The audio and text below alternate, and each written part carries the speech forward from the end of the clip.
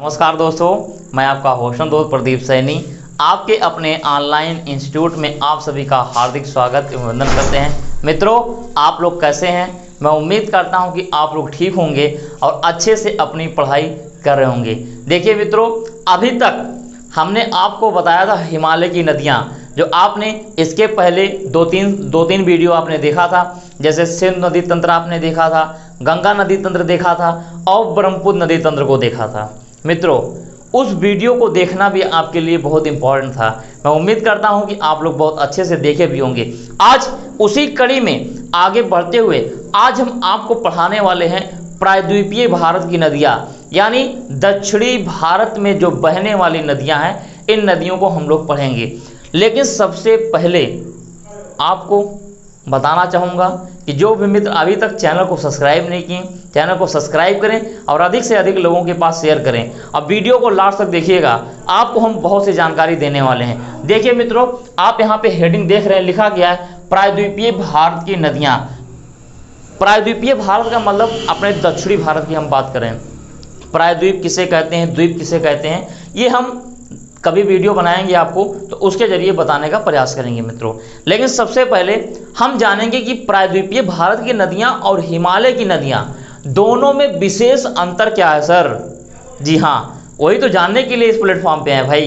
देखिए मित्रों, हिमालय की नदियां जो होती हैं वो वर्षवाहिनी होती हैं, यानी मतलब वर्ष भर, वर्ष के 12 महीने उसमें जल विद्यमान रहता है, यानी जल उसमें बहा करता है। लेकिन जो प्रायद्वीपीय भारत की नदियां होती हैं, इसमें वर्ष भर जल नहीं रहती, बल्कि मानसून में इसमें जल पाया जाता है। जैसे इस समय आप देख रहे हैं गर्मी का माहौल चल रहा है, तो इस समय लौटता हुआ मानसून आपको दिखाई देता होगा दक्षिणी भारत की तरफ, यानी दक्षिणी भारत की तरफ या प्रायद्वीपीय भारत हम कहें तो जो लौटता हुआ मानसून वहाँ आएगा तो वहाँ पे बारिश कर देगा, वहाँ की नदियों में पानी हो जाएगा। तो मित्रों, उसके कई अंतर हैं, उस अंतर की बात हम लास्ट में कर लेते हैं। लेकिन सबसे पहले हम आपको बताते चलते हैं कि दक्षिणी भारत की कौन कौन सी प्रमुख सहायक नदियां हैं। बहुत डिटेल नहीं पढ़ेंगे, हमारे एग्जाम में जहां से क्वेश्चन आते हैं बस वहीं तक हम लोग पढ़ेंगे मित्रों। बाकी डिटेल जब पढ़ाना रहेगा,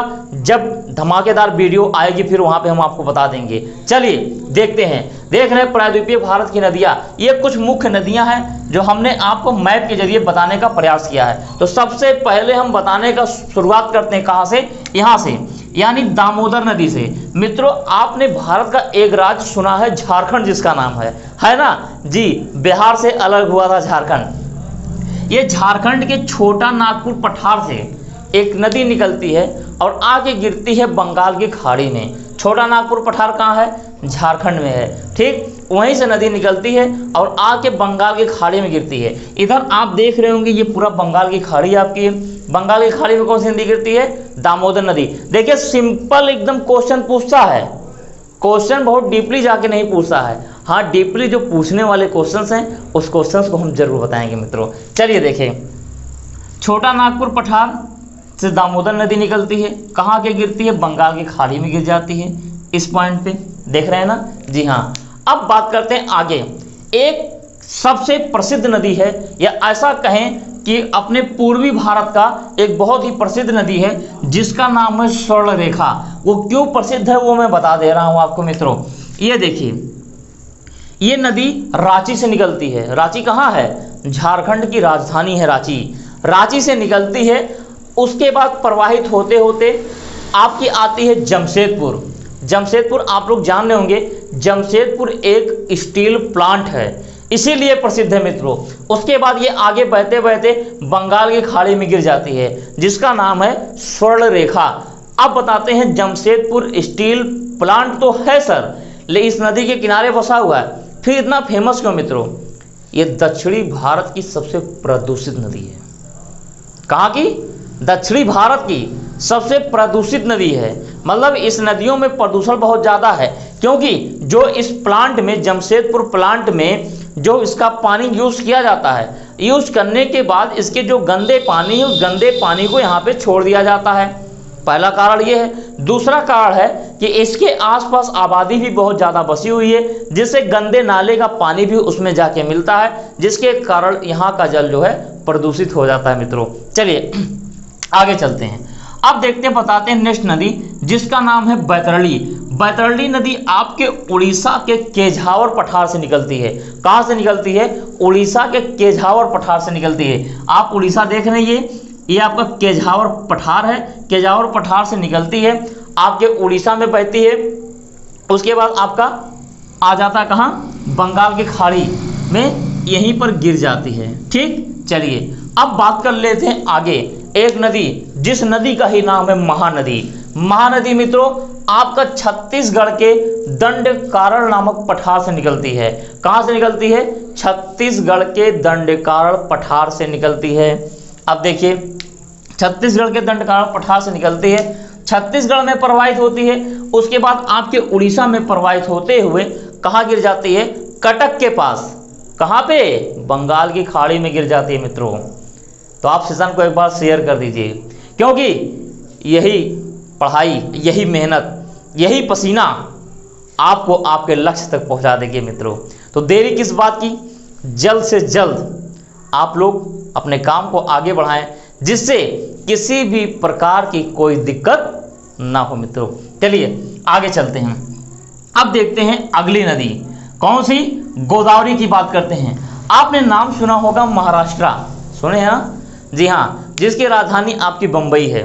तो महाराष्ट्र में एक स्थान है जिसका नाम है नासिक। इस नासिक से एक नदी आपकी निकलती है जिसका नाम है गोदावरी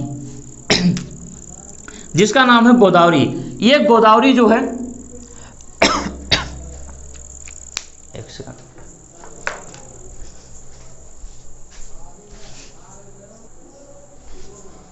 चलिए देखिए, हम बात कर रहे हैं अब आपके गोदावरी नदी की। गोदावरी नदी मित्रों नासिक के त्र्यंबक नामक पठार से निकलती है। कहाँ से निकलती है? त्र्यंबक। रुकिए और डार्क में हम लिख देते हैं, कौन सा पठार? त्र्यंबक। त्र्यंबक नामक चोटी से निकलती है आपकी। उसके बाद ये जो आपकी गोदावरी नदी है, गोदावरी नदी महाराष्ट्र, तेलंगाना, उसके बाद आंध्र प्रदेश में बहते हुए जो है कहाँ चली जाती है? बंगाल की खाड़ी में। ये दक्षिणी भारत की सबसे लंबी नदी है और इसे बूढ़ी गंगा के नाम से भी जाना जाता है। किस नाम से जाना जाता है? बूढ़ी गंगा के नाम से भी जाना जाता है। तो मित्रों आप लोगों को हम एक एक चीज सिखाएंगे, वही चीज बताएंगे डिटेल में जो आपके एग्जाम में आने वाला है।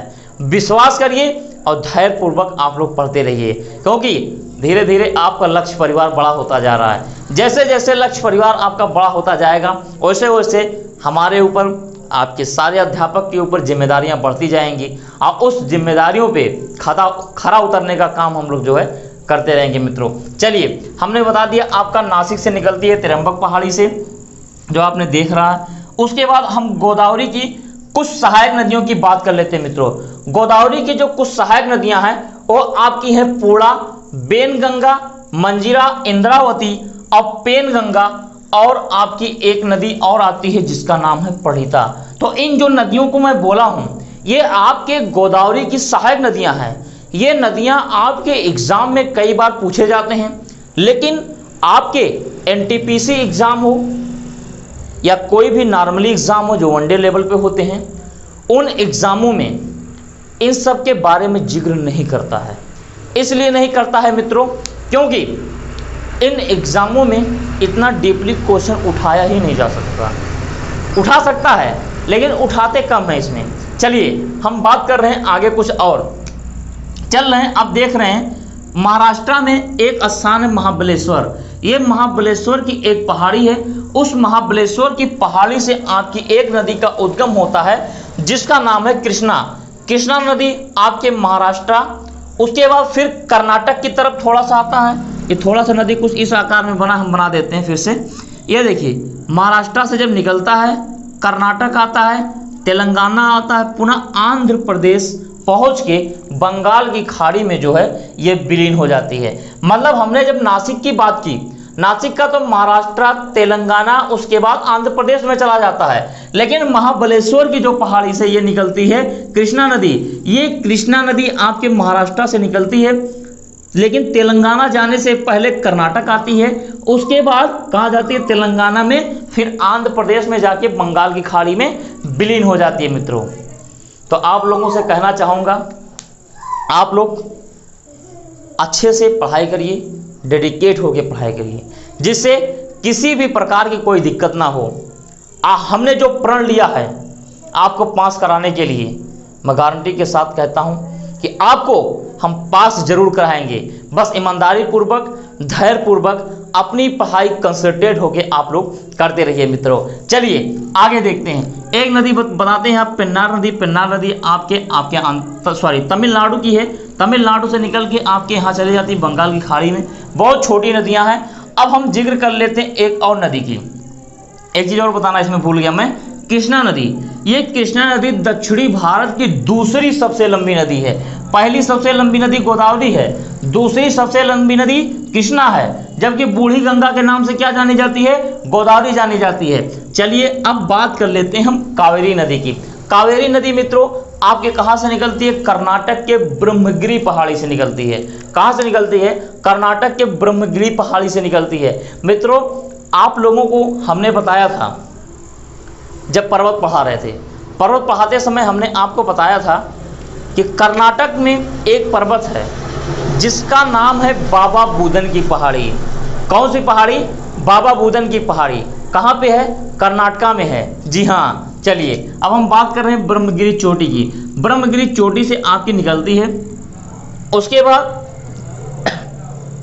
कावेरी नदी आपका कर्नाटक और कहाँ, तमिलनाडु में बहते हुए बंगाल की खाड़ी में विलीन हो जाती है। फिर नीचे देखते हैं आपके दक्षिणी भारत में केरल और तमिलनाडु में प्रवाहित होती है एक बैगई नदी, और एक तमिलनाडु में प्रवाहित होती है जिसका नाम है ताम्रपड़ी नदी। ताम्रपड़ी नदी। तो मित्रों मैं उम्मीद करता हूँ ये सेशन आपको बहुत अच्छा लगा होगा और अच्छे से आप समझे होंगे। केवल इसकी जो कुछ प्रमुख सहायक नदियां हैं उन नदियों को हम बता दे रहे हैं, उसको बहुत जरूर आप लोग याद कर लीजिएगा। जैसे जिक्र कर देता है कभी कभी एग्जामों में दामोदर नदी की, ठीक, तो दामोदर को आप लोग पढ़ना नहीं भूलेंगे। अब देखिए एक नदी आपका जो है महानदी, महानदी के बारे में बहुत अच्छे तरीके से पढ़ेंगे। उसके बाद हम बात कर रहे हैं यहाँ पे गोदावरी नदी, कृष्णा नदी और कावेरी नदी। मतलब 3, 1, 4, 1, 5 नदियाँ, दक्षिणी भारत की 5 नदियाँ, प्लस जो हिमालय की तरफ हमने देखा था, हिमालय की तरफ जैसे सिंधु नदी तंत्र हमने बताया, गंगा नदी तंत्र को बता दिया, ठीक। उसके बाद गंगा का उद्गम भी बताया आप लोगों को, और ब्रह्मपुत्र नदी तंत्र बताया। इनको जरूर पढ़ लीजिएगा, क्योंकि अगर एग्जाम में यहाँ से क्वेश्चन आ जाएं तो आपका कोई क्वेश्चन डायरेक्ट ना होने पाए मित्रों। जब तक तोड़ेंगे नहीं तब तक छोड़ेंगे नहीं, हम बार बार आपसे कहते रहते हैं। जी हाँ। चलिए अब हम बात कर लेते हैं इसकी बात हमने किया गोदावरी की। कृष्णा की बात हमने किया। कृष्णा में जैसे हमने बताया, अभी हमने कृष्णा की सहायक नदी नहीं बताई थी आप लोगों की ना। कृष्णा की सहायक नदी मित्रों लिख लीजिएगा, जैसे तुंगभद्रा और घाट प्रवाह है, भीमा है, मानस है, इस तरीके की 3-4 नदियां हैं। इन नदियों को ले लीजिएगा। वैसे जो आपकी सहायक नदियां हैं, सहायक नदियों से क्वेश्चन बड़े बड़े एग्जामों में आते हैं, जैसे आपका पीसीएस हो गया, आईएएस हो गया। लेकिन बहुत अच्छे तरीके से कंसंट्रेट होके, जी हाँ कंसंट्रेट होके क्या क्या पढ़ना है, 5 नदियां आप पढ़ेंगे। दामोदर नदी को, महानदी को पढ़ेंगे, उसके बाद गोदावरी को पढ़ेंगे, फिर आप कृष्णा को पढ़ लेंगे और कावेरी को पढ़ लेंगे। जी हाँ। और महत्वपूर्ण जानकारी आपको ये दे देते हैं कि जो हमारे ऑनलाइन इंस्टीट्यूट के द्वारा नोट्स चल रहे हैं, अगर आप उस नोट्स को लेना चाहते हैं तो नोट्स आप ले सकते हैं मित्रों। तो मित्रों आप लोग खुश रहें, मुस्कुराते रहें, इसका स्क्रीनशॉट लीजिए, फिर आपसे बात कर लेते हैं। चलिए मित्रों, मैं उम्मीद करता हूँ ये सेशन आप लोगों को बहुत अच्छा लगा होगा। तो आप लोग खुश रहें, मुस्कुराते रहें। इसी के साथ अपनी बाड़ी को हम विराम देते हैं, फिर मिलते हैं नेक्स्ट वीडियो में। तब तक के लिए बहुत बहुत धन्यवाद।